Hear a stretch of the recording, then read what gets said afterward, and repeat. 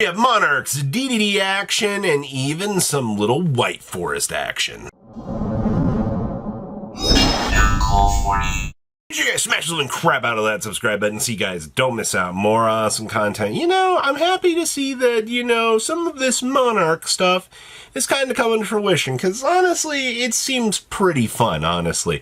You know, having a mill down 4 different, you know, or send 4 to be able to spot some of this is a little bit ridiculous, if you ask me. But you have harmoniums, you have a lot of good stuff kind of jam-packed into this list, and it honestly just kind of works. Also, you know, get access to D-Mod, get access to the Dark Magical Curtain.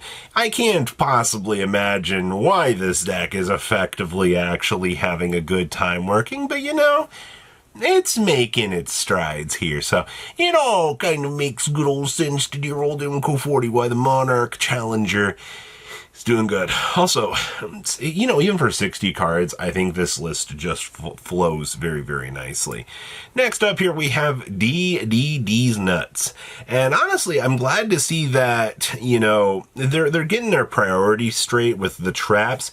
But the TCG still kind of agrees that Eternal Darkness is just the better of the traps. Because the goal of this one is to make sure that you just don't get your field broken. You know, you want to be able to kind of feel, you know, nice and safe in your castle that you've built up with DDD stuff. And that's honestly, like, I think the safest approach to this. I also do see we are side decking 2 heavy polys. Being able just to bridge through and make the big guy straight away is one of the funniest little tool options that this deck just kind of has access to. So don't underestimate what happens when you're able to start throwing in a lot of the good Fiend toolbox options that your deck has, because suddenly, you know, watching the big guy just come out is going to cause a lot more problems for your opponent than I think they kind of understand. Next up here, we have kind of a little bit small of a White Forest build. There's another build later on in the video here that will look a little bit different, but in terms of what you're doing here, the White Forest stuff is still going to, like, allow you to synchro on up, but you're going to rely on things like the Halki, Fibrex Prison. You're going to have access to Georgius, which, if you've not realized by now, Georgius is just a really stupid good extra deck resource that you get, because your opponent can't activate the effects of monsters in the graveyard while this card is equipped with a Dragunity card, which, I mean, you have an in-house synchro that you can just kind of cheat on out off of, you know, Prism. So getting access to Georgius just becomes even more effective for you in the, you know, the process to build up with this. So I find that a little bit interesting that, you know, this deck just kind of gets access to, like, these crazy tools to kind of do some very, very stupid stuff. Next up here, we have the DoomZs. And honestly, when we do get the next wave of stuff and we do get Zargito, I think this deck is going to become a little bit more of a monster than people kind of appreciate it to be. Because being able to cheat out the big guy, which, by the way, most of these builds only choose just to play the one, which is fine. Having access to make the big guy just pretty much for free off of this is really, really good. You also are going to get Graflario is going to speed up the consistency of this deck by a lot. That's what we want to see. You want this deck to be as consistent and low to the floor as possible. You also do get access to Draco Future, which forcing players to have to play out to handle this is absolutely hilarious. But that's just how the meta is kind of shaping up here. You know, you're getting definitely some interesting shape-ups in the meta for this. Next up here, we have Cool Tune. You know, Cool Tune already being in Master Duel really says something. I'm kind of wondering about the life expectancy of this deck, because if they want this deck to perform in both the TCG, OCG, and in Master Duel for the categories, or if they're going to clean this deck up pretty quickly, I'm a little bit curious of. Shout out down here to the Blue Eyes White Dragon, the Phantom Beast. This card's really, really funny because, you know, when you Mulch Army or Maxi and draw into it, it's a free special, and then it gives you the ability to, you know, handle a problem on the field. I don't see this as much as you would think that players would want to test out this option, but it's definitely present enough that you kind of got to give some consideration to it. Also, shout out to the one Rose Whip.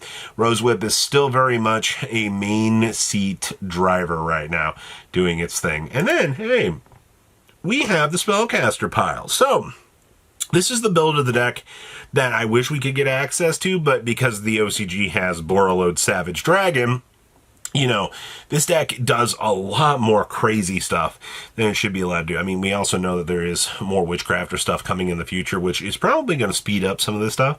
But right now, you know, Ver and the rest of the Spellcaster stuff basically bridges this pile together, and also, you know, they have access to the fairy tale stuff.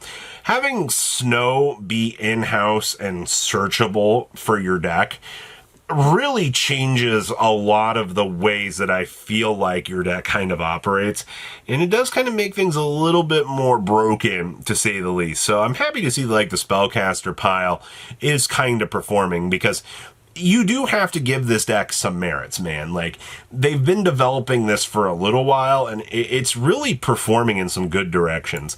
Next up here, we have, oh my gosh, Argo Star with the Radiant.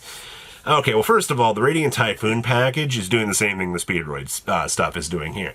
You're using this package because you want to facilitate rank 3 access. MX Saber Invoker is the driver in this deck. If you get to Invoker, congratulations.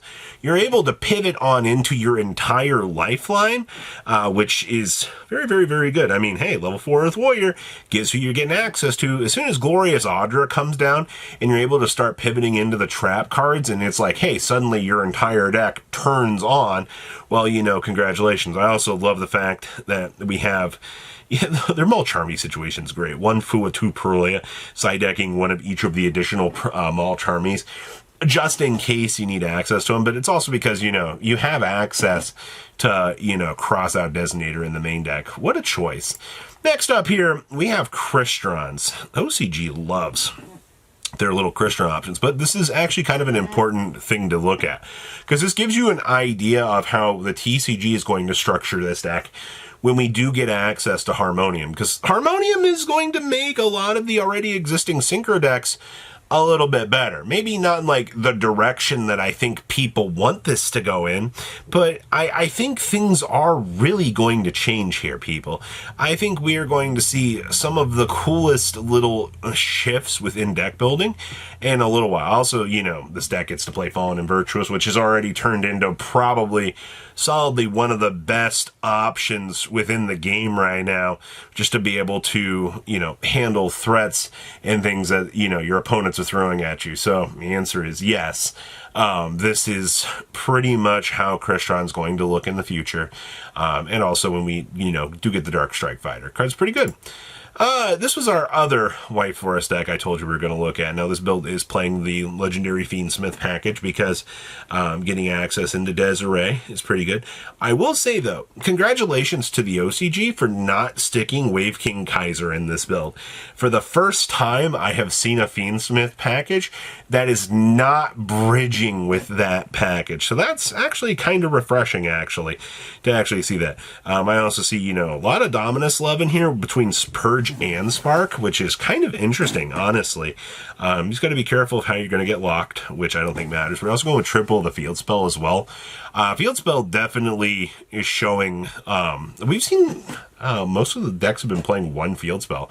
So to see a list actually choosing to, you know, play multiple of these is a little bit more interesting to me in that. But hey, you do get to see a lot of Diabellstar, you know, decks.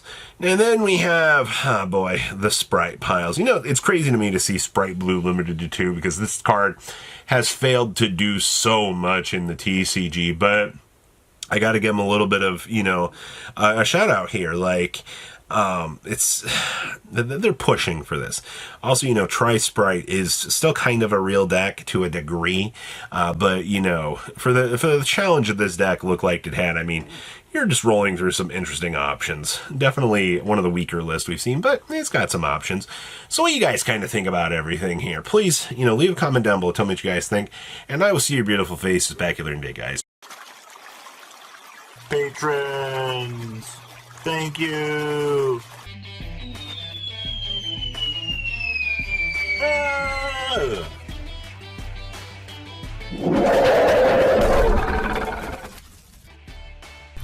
Thank you so much for watching. Check out these other videos.